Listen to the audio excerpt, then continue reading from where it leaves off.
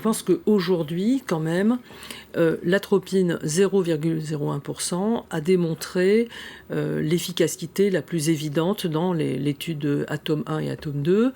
Et donc, c'est vraiment le procédé qui aujourd'hui est le plus efficace. Donc, quand on a un enfant avec une myopie qui progresse fortement, qui n'est pas évidemment une myopie maladie, enfin, ou du moins pour lesquelles on n'a pas de myopie autre qu'une myopie classique, je crois que c'est vrai que ça paraît tout à fait licite de commencer, en tous les cas, par ce traitement.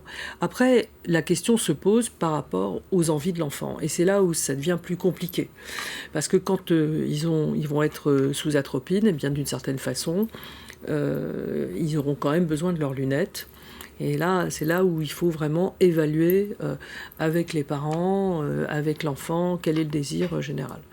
Mais je pense qu'il y a une vraie logique, en tous les cas, quand on voit que ça progresse rapidement, il y a une vraie logique à pouvoir prescrire de l'atropine 0,01.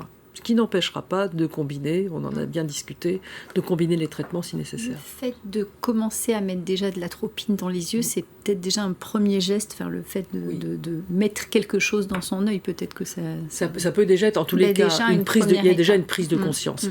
Il faut le savoir, en fait, parce que finalement, je pense que tous les pédiatres sont forcément au courant des différents traitements qu'on peut proposer. C'est pas forcément facile. En plus, ce d'autant que les choses sont relativement récentes. Parce que c'est le fait d'avoir cette pandémie qui a fait qu'on a commencé à se dire qu'il fallait absolument développer des systèmes plus efficaces pour freiner cette myopie qui augmente largement. Et pour se la procurer, du coup, tout le monde peut l'avoir ?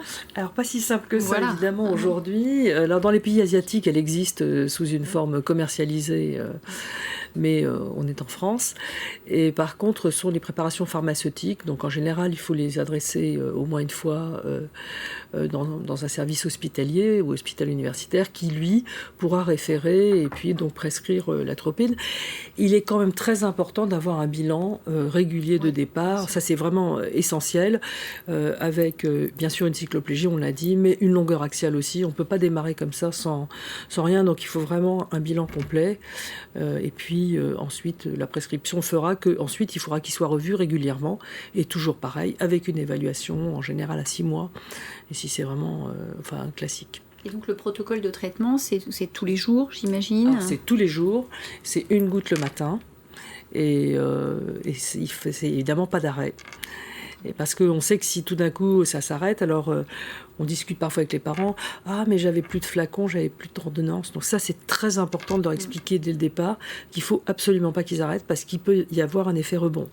Et quand on part sur un traitement par atropine 0,01, on part au moins sur 2 ans. On ne part pas sur moins. Et parce qu'on a montré qu'au bout d'1 an, il y avait quand même des effets rebonds.